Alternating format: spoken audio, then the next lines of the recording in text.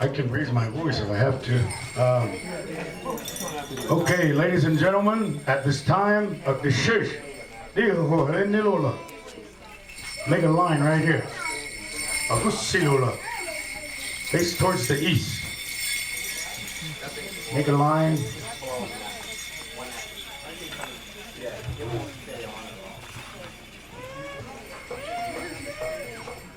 Ladies and gentlemen, these fine people standing in front of you took a lot of time to get ready, to get their regalia on, paint their faces, tie their leather strings, tie their leggings, make sure their bells don't fall off. They put a lot of effort into this, being ready to demonstrate their style of dance for you. So with that in return, could you help them out and give them a round of applause? Showing your appreciation. Thank you very much. May I have your attention? Oh, that's right. Thanks, everyone. We're going to move into a remembrance of Grant. Of course, there's already been a remembrance of Grant by his family. But there are other people that want to also remember Grant and his legacy. And my name is Lynn Morrison. And so I'll be introducing people. I always serve as the MC. And so the first person I want to introduce is my husband, Rod Morrison, who is co-owner of Common Ground Farms and Big Quiet Farm Stay and Yellowstone Organics and all sorts of other little businesses that he founded and he's visionary of. And I'm very proud of him. And so without any further ado, Rod Morrison. I would prefer that there was further ado. I guess I'm not going to get out of it. Grant Bulltail, in my mind, in the time that I spent with Grant and Linda, I'm sorry, I wasn't sure. The time that I have spent with Linda and Grant has been nothing but precious and beautiful. Grant specifically and Linda. Linda did a speech on her second year, and I wonder if Linda had written it down, and because it was such a beautiful bunch of words. And I know that she must have shared them with Grant prior to the event. And to this day, we've been looking for them in different mediums that we had going on during that time, and we've kind of lost track of it. So I'm asking Linda if she remembers her speech from 2 years ago, or back, I think it was the second year that we did this. It was a very beautiful, and it had all the words that we all need to hear, and they're very simple words, and they're lost to me, and if Linda can remember those words and share those again, I would love to capture them. And Grant said so many of the things that were very important to this whole event and building it into what it has become today. And the film that Grant did, it's purely his story and what he wanted to say and what he really felt strongly about. And they're very, very, very, very human story. So if you get a chance to see it, it's worth the 45 minutes that we cut it into. And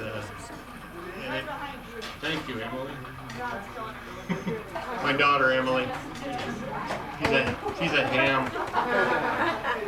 Thanks, Em. But yeah, I really do miss Grant. I'm sorry that he had to leave the planet so early. And I know if he was here today, he'd be very, very pleased to see us all get together and share community and conversation, because that's what it's all about, and the food. So thanks, Grant. Thank you, Linda.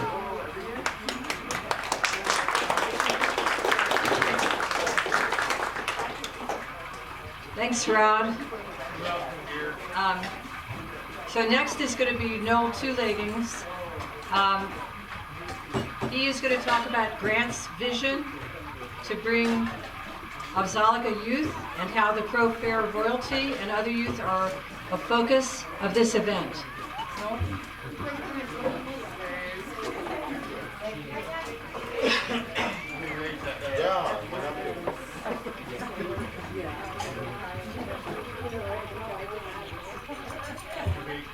That's fine. Not gonna He's looking for the singers. No. I want to thank everyone that came in the there, that's great. I want to thank everyone that came to be part of this event. You know, I've been part of this event every year for 11, 12 years now, I believe. 11, and I've hiked it every time, and it's a challenge and it's not easy.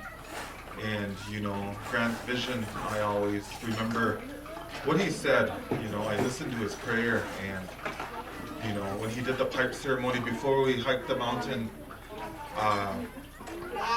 you know, when I listened to his prayer and the way he talked, his prayers were beyond the normal state of the human being.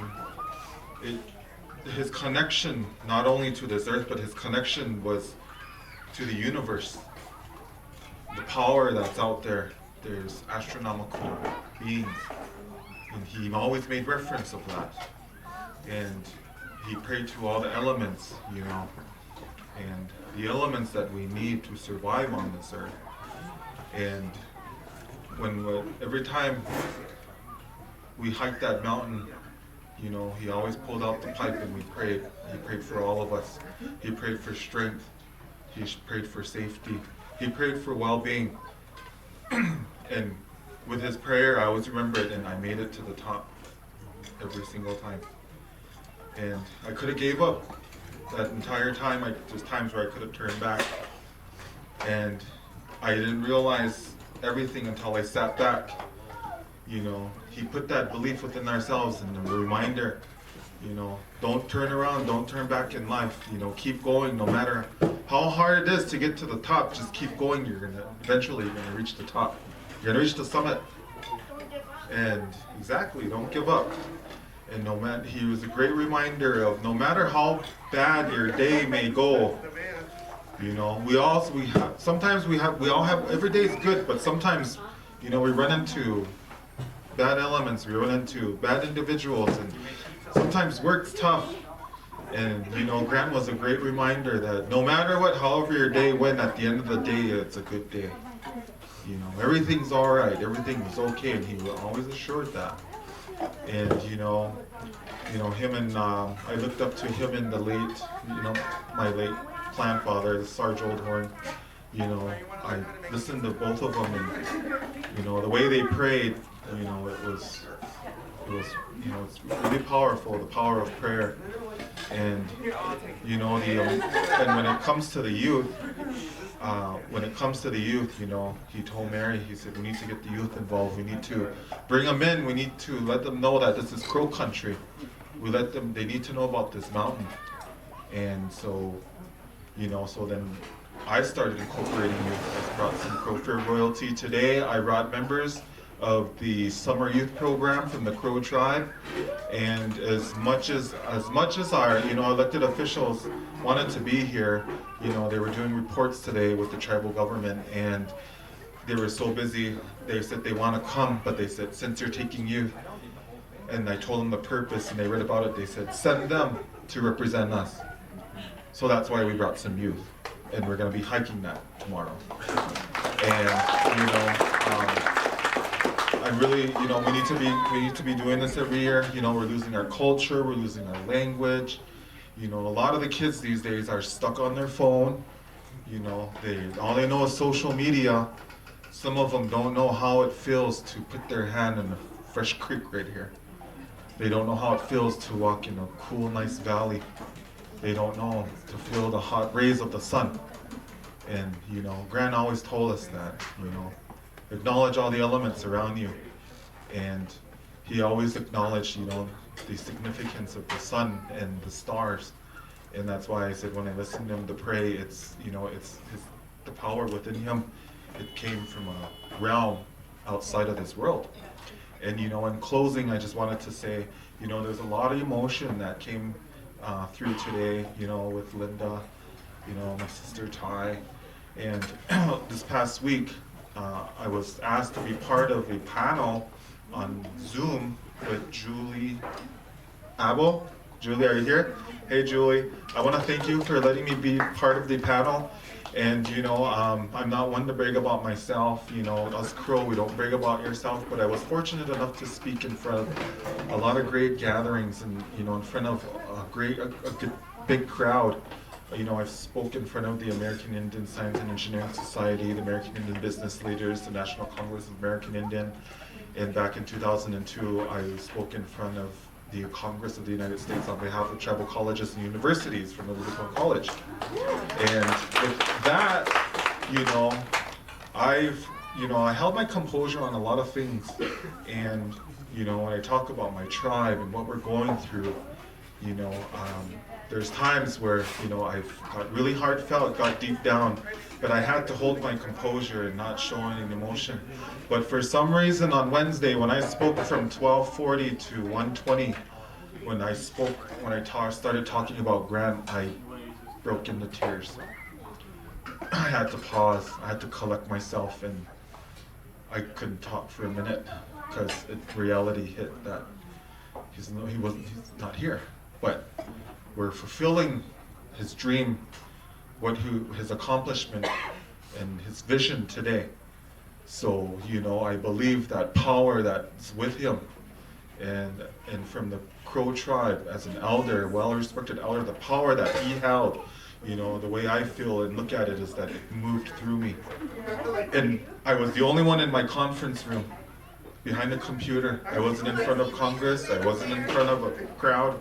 I was by myself in that conference room, and, you know, I shed a tear because, you know, he was dearly missed and taken from us, you know, too soon. However, we gotta learn to move on, think about the good things, think about the good times, and we're doing it right now. We're thinking about the good times, remembering, honoring him, and with tomorrow and this evening, you know, it's just gonna be great feelings. It's gonna be a good day tomorrow, and, you know, that's what he wanted, so we're going to fulfill it. So with that, in closing, I want to thank everyone. Thank you for letting me be part of the discussion here, and thank you for the chili, and thank you for the salad, everything. It's great, the dancing. It's a great evening, so bless you all. Have a good evening.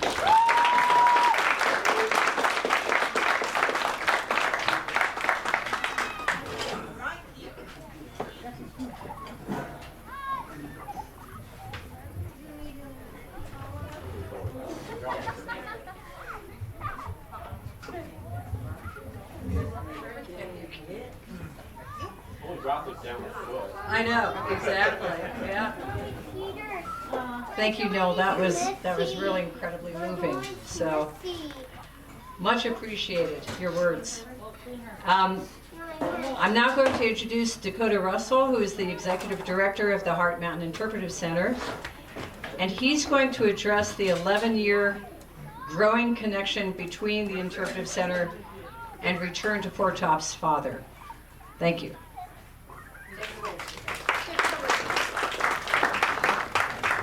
Hi everyone. So I just want to thank everybody involved with the Return to Foretop's Father event. Thanks.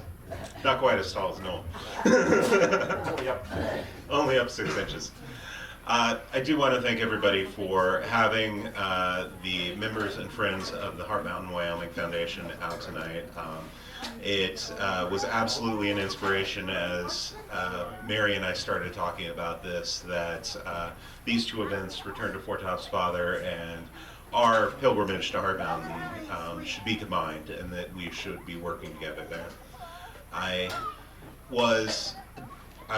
wasn't lucky enough to know Grant for too long, just for the few years that I've been here in Wyoming. But I like to think that one of the things that we shared in common was a belief that one of the reasons why preserving the land is so powerful and so important is because the land is where we keep our stories. That is what holds the stories of the past, what holds the stories that keep us together. And that's very true of this land around Heart Mountain. When we speak of the importance of this land to the Crow people, and when we speak of the importance of this land to the Japanese Americans that were incarcerated here, there hasn't been that much connection historically. The Crow left, the Japanese Americans came, trains in the night, they missed each other. But the land remembers, the land holds those stories. And that's why it's so inspiring to me to see representatives of both of those groups out here tonight and finally being able to connect in person as it should have been all along. And I hope that this is just the beginning of it. Part of what we try to do at the Heart Mountain Wyoming Foundation is to make sure that we take those stories that are held in the land and we spread them. That we make sure that people coming from far and wide know what happened here. Because there is a power in being able to use the land to tell your stories. So many people throughout American history have had the land that represents their stories taken away from them, have had it co-opted to tell different stories. And at Heart Mountain, the Japanese American former incarcerees there have been lucky enough to establish a foothold on the landscape and to be able to tell their own story. And we want to band together with the Crow people to be able to tell more of the stories that are unrepresented, to be able to spread them farther. And Grant's story is one that I hope we can continue to tell and to continue that tradition of his storytelling and to live up to his vision. Thank you so much.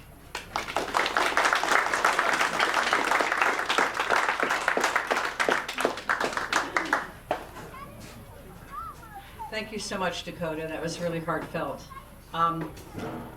So Reverend Rev Murphy is next. He's from the Wyoming Interfaith Network, and he's going to speak to the ways that Return to Foretop's father shares the mission of Wyoming Interfaith Network. Thanks.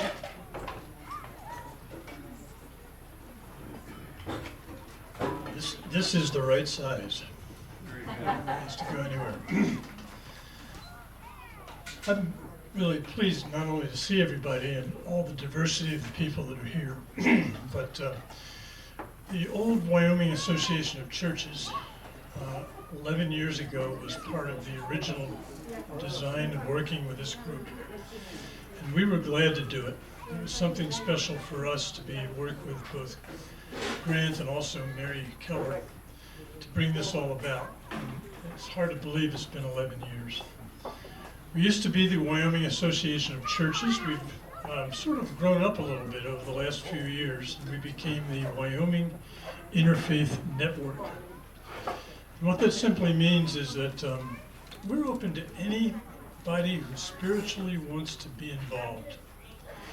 And the involvement has to do with basically justice, both social justice and environmental justice. And that's what especially fits into this occasion. Creation care is now a big deal in many churches, synagogues, and other places.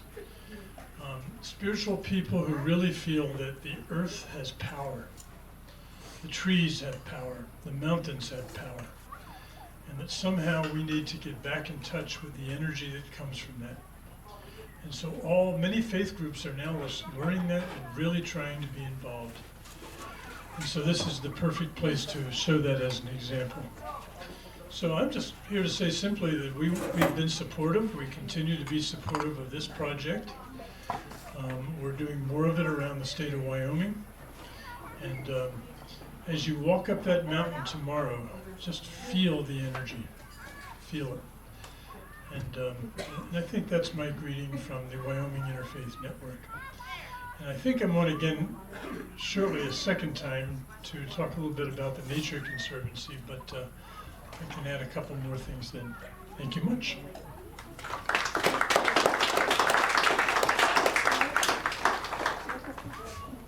Thank you, Warren. That's really exciting, the developments, I think, that are happening with different faiths. Carrie Peters, actually speaking of Nature Conservancy, Carrie Peters, who's from the Nature Conservancy Heart Mountain Ranch, she spoke at the first Return to Foretop's father with her baby son in her arms and was instrumental in getting an interpretive trail marker acknowledging Grant's telling of the Foretop story. Carrie?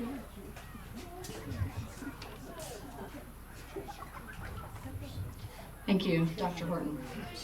I had to write my comments down because I'm not as well versed as everybody who came before me, so please forgive me. As Dr. Horton said, my name is Carrie Peters, and my husband Brian and I, we work for the Nature Conservancy on Heart Mountain Ranch, and that's the ranch where you'll all be gathering tomorrow morning for the pipe ceremony. The mission of the Nature Conservancy is to conserve the lands and waters on which all life depends, and that includes people too. As many of you also are, I am deeply connected to Heart Mountain. Heart Mountain is home to so many of us, both physically and in our hearts. It has been both a personal and a professional pleasure to have met Grant Bulltail. I did not know him well, like many of you did, but his quiet strength, his love of nature, and his kind soul is evident to anyone who has spent even only a few moments with him.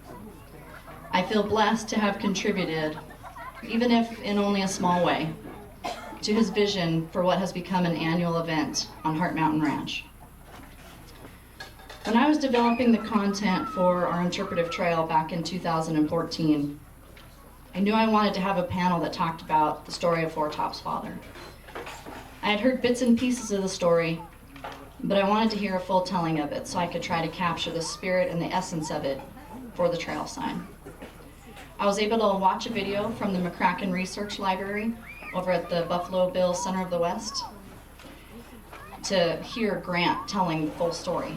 I really enjoyed watching the video multiple times so that I could truly understand the story.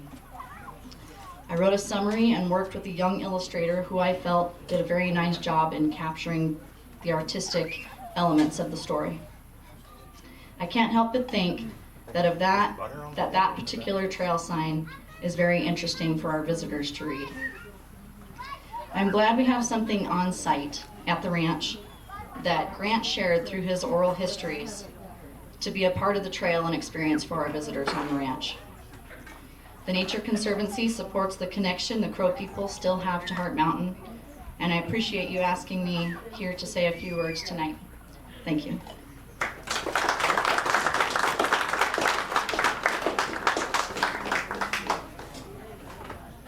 Thank you, Carrie.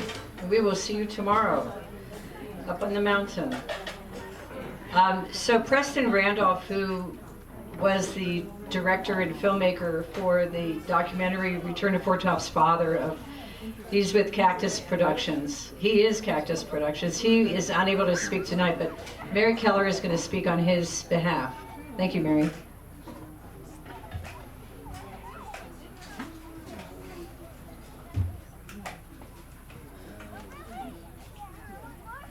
Okay, like Carrie, I will use words. These are Preston's words.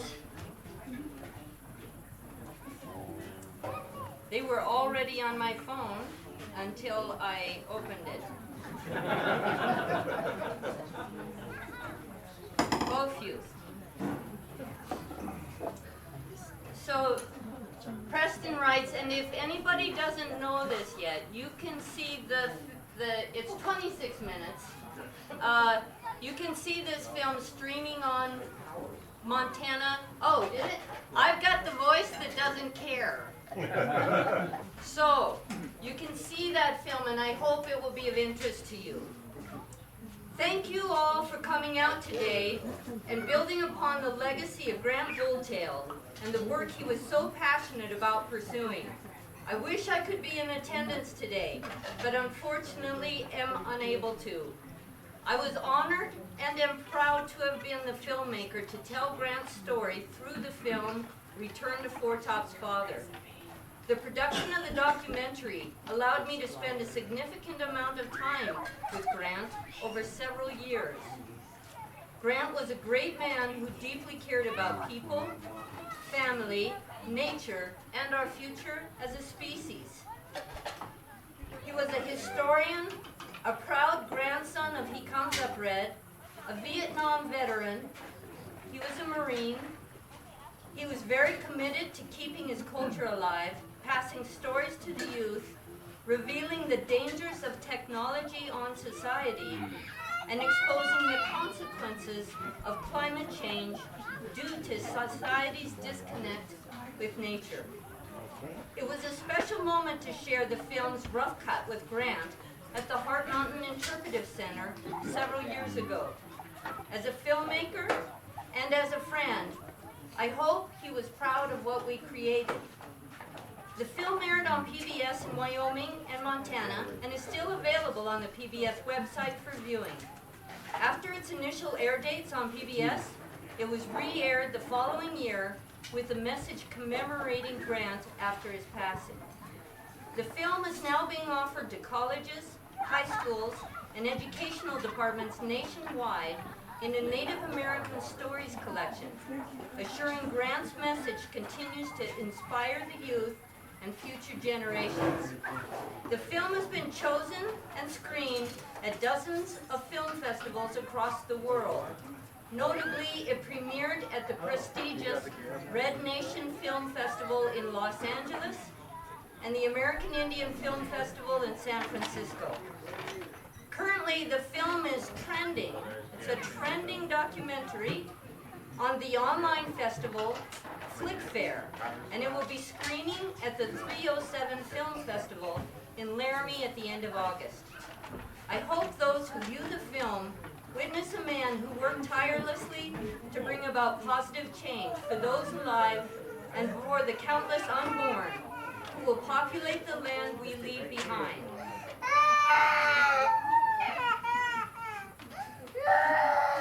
Them. I hope many messages are taken from the film, but for me, in this age of disconnect, untrust, and falsehoods, I hope people are inspired to reestablish our ability to care beyond the confines of our own being and the screen we hold in front of us. In closing, I would like to include a passage from one of Grant's letters in the film. Life is short but sweet. Let's not make it harder on ourselves.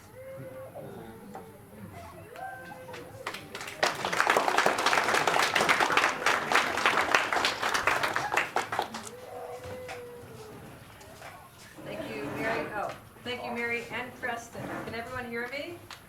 Okay? All right.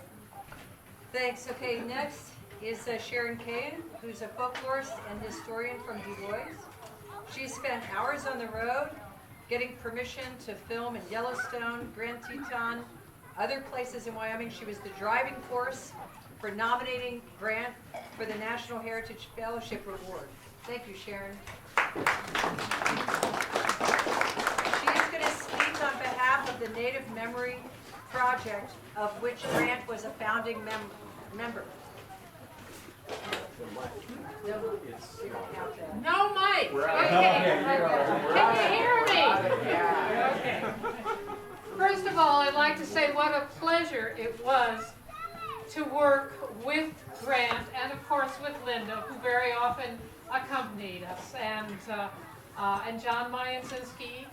We started working with Grant in around, I think, 2001. And so one of the things that we enjoyed so much working with Grant was that he shared with us a lot of the stories that you would never find anywhere else. For example, stories about Bullocks of the water monster, and those kinds of stories. And also enjoyed his wonderful sense of humor. He never failed to remind us how lucky we were to be working with the Crow, because they were the most handsome of all Native Americans, and of course he was one. And we filmed in Yellowstone National Park, Grand Teton National Park, over in Lovell, and the Grand Canyon over there, and one of the other things that we enjoyed so much about Grant was his sense of adventure. I'll never forget, he wanted to show me where he had spent a lot of his youth cowboying, which was on Will James's ranch. And we were going to take the shortcut and meet up with John Myansinski and Gary Wharton, our videographer. And it had been raining a lot, and we took off over Will James's old ranch, and it got wetter and wetter and wetter. And as we started to slide into a reservoir amongst a herd of cows, he said, "Oh dear." And our shortcut turned into, we got there very late and there wasn't much left for dinner. But a year later, as my mechanic was going over the car, he said, "Where did you get all this mud? It's everywhere in your car." But we always had a good time working with Grant. He really was a pleasure to work with. And one of the reasons that we decided he would be an excellent candidate for the National Heritage Award through the National Endowment for the Arts was his incredible ability as a storyteller to really take you and put you in that spot. When we were filming with him in Rainy Buttes in South Dakota, he took us there and he gave us a blow-by-blow description of the Battle of Rainy Buttes, which was a battle in which the Crow had succeeded in killing the father of Sitting Bull. And it was really remarkable because he told us, and then Iron Eyes, who was the hero of the story, came over that rise, and he pointed out the rise and took us into the battle, and he gave us a rendition of the story of Rainy Buttes, both in Crow and in English. It was really remarkable. His ability to take you to the place and take you into the story was like sitting, as a friend of mine said, at the feet of the bard. It was like being in the Iliad and the Odyssey. So it was a well-deserved honor. That award is the highest that the National Endowment for the Arts gives to storytellers, fiddlers,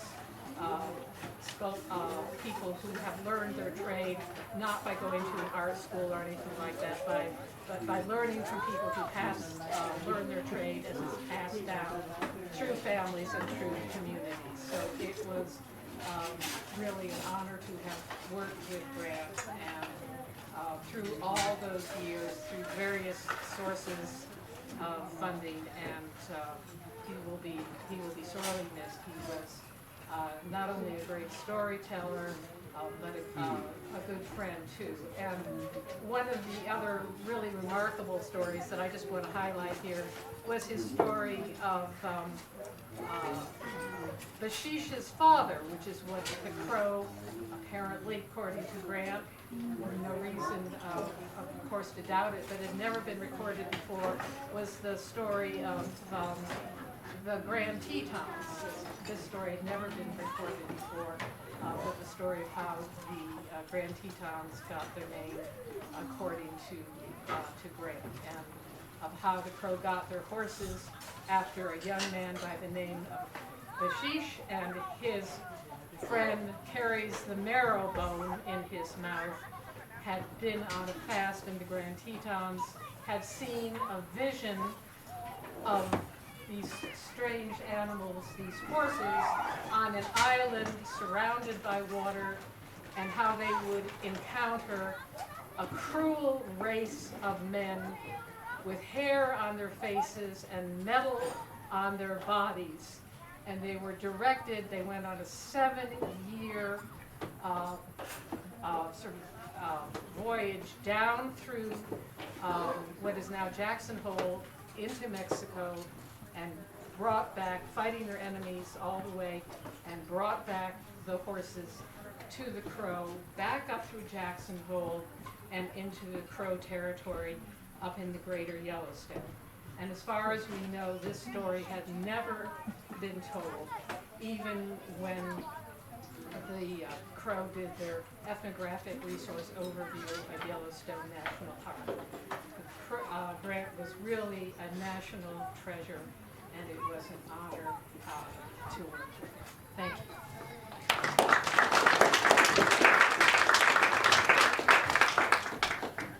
Thank you so much, Sharon, for sharing. Get it? Okay, so now a few comments from family of Grant. First, I would like to introduce Dominic Old Elk, Grant's nephew. Thank you. Good evening. Can everybody hear me? Hey, Ben, can you hear me? All right. So yeah, Grant is my uncle on my mother's side of the family. I'm supposed to speak on behalf of my uncle, Wales Bulltail. And Wales and Grant are first cousins. Their fathers are brothers. Wales called Grant Johnny because he said that he was like a encyclopedia, and he was able to remember stories and a lot of history of the Crow tribe. And with this, he carried on our traditions of telling stories and remembering where we come from, and the vision that he had of carrying that on. Grant he really liked the family reunion that was created with the Bulltails quite a number of years ago. So we have a family reunion every December, and he never missed any of the family reunions. He liked sitting there, he liked all the kids around him, and being able to tell stories to the kids. And so that's one of the things that was told to me. There's so many stories, and there's probably stories that he still had that probably were not spoken to others. But like my Uncle Wales said, it was like a dictionary and an encyclopedia for our tribe. And with his passing, you'd probably be glad that we are doing this to help carry some of this along. His vision was to have something like this for the children, for continuing in the community here, and letting people know that that this is our part of our land that that we've carried for so long. Our country is very small now, but in the past it was probably 10 times bigger. Half of Wyoming, at least a quarter of Montana, some of South Dakota, and all the way down into Yellowstone Park. So that's how big our country was. And so for all these places, we had stories. And so Grant knew a lot of these stories. My Uncle Wales, he's a funny man. He says that, well, one thing that's not funny is that he was unable to come this evening because his wife was ill, and he was going to bring his family. My Uncle Wales, he also has a lot of stories, and he has a lot of teachings. He teaches about the teepees. He teaches about the arrow throwing games, and he makes arrows, and so he teaches all these things. And I know that he would like to have been here this evening and probably share a story as well.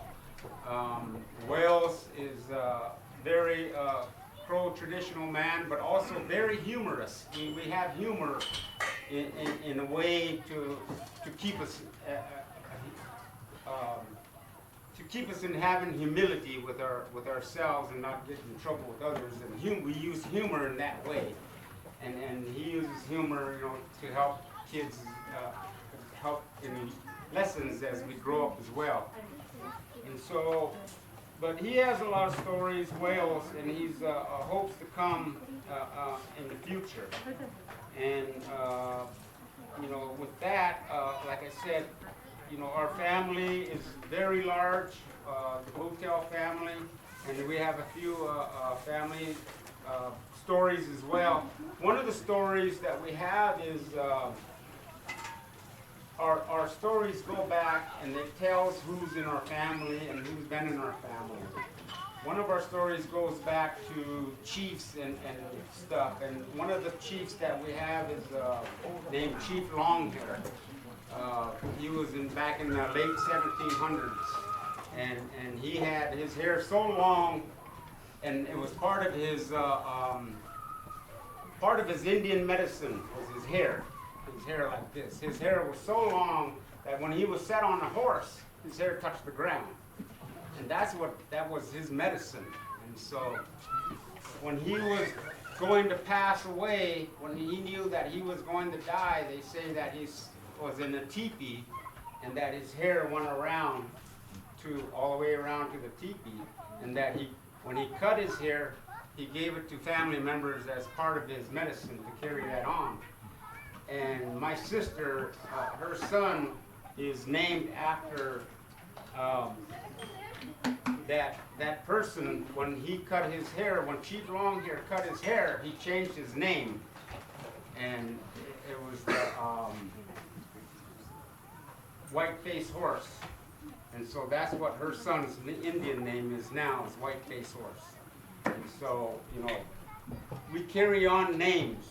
We carry on our names of our ancestors. Even me, my name is from one of my ancestors. My English name and my Indian name is from my ancestors. And so we carry these names on, and we also name our children after our aunts and uncles and somebody in our family, if there's not a junior or senior, and so that makes the white people even more confused. So, but you know, that's just some of the things that we, you know, some of the things I wanted to share about some of the ways we are and some of our traditions and stuff. And Wales always had some kind of joke or something, and he would say something like, why do Indians, when they look so far off in a long distance, they're always like this, looking around? He says, because you can't see when you're like this. Thank you.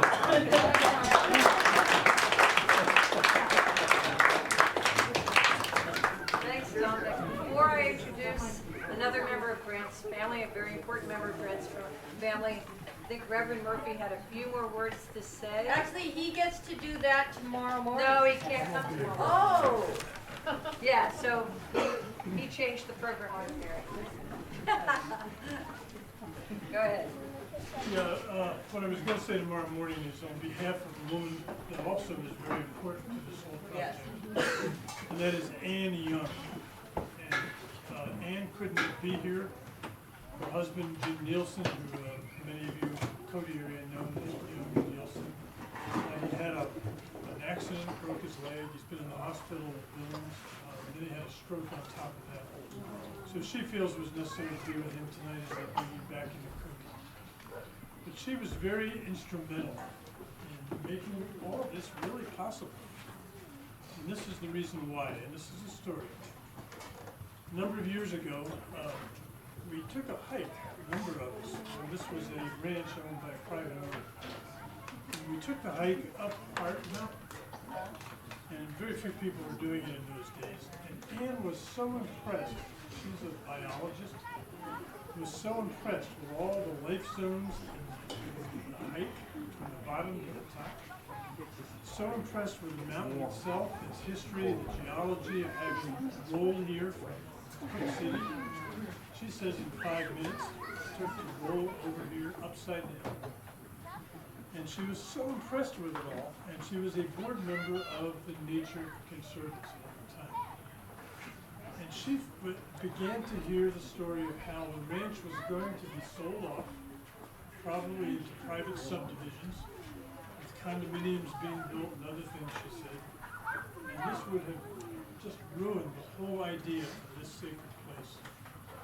So she went out on her own and got the Nature Conservancy to buy the ranch. And they did. And that ranch is here today. I want to tell her you applauded that because it really was a significant thing. And she was determined to do it. They had to raise, I forget how much she said, $3 million maybe to bring it about. But they did it. The Nature Conservancy now looks after this and protects it from being subdivisions, which would have been just a horrible thing to really be here.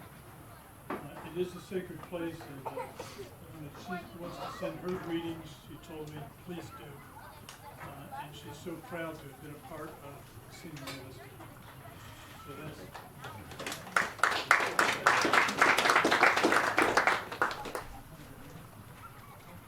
I'd like to introduce Ty Bulltail, daughter of Grant and Linda. Here she is. Thank you. Hello, everybody. I would just like to thank everybody for coming and joining us and all your kind words. It really means a lot to us. Mary kind of wanted to hold off this year to do this event, but I said, look, we need to do it, you know. He'd want us to do it. But yeah, thank you for joining us and taking the time to listen and all the kind words, and especially you, Mary, thank you for all you do. And the food, the rib stew, the berry stew, the fry bread, that's all the Bulltail family saying thank you. Yes, I hope you guys enjoyed your meal.